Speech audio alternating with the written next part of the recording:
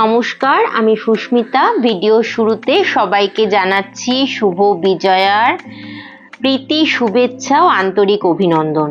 গতকাল দুপুরবেলায় আমি চলে গিয়েছিলাম লক্ষ্মী পুজোর বাজার করতে। আমি এখন কিন্তু কলকাতায় চলে এসেছি।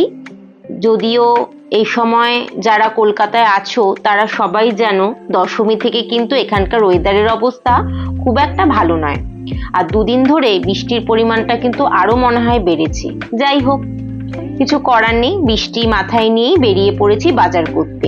ফল বাজার করা, প্রতিমা কেনা, বিভিন্ন রকম আলপনা, স্টিকার, দশকর্মা বাজার, আরো কত কি। তবে এটুকু বলতে পারি, এই বাজারটা যখন করছিলাম আমি কিন্তু মন থেকে ভীষণ স্যাটিসফাইড ছিলাম।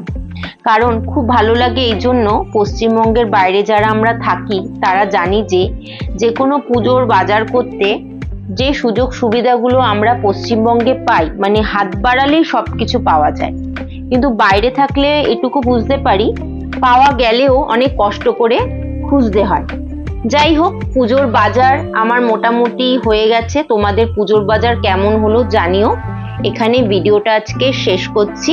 ভিডিওটা ভালো লাগলে একটা লাইক করে দিও। টাটা।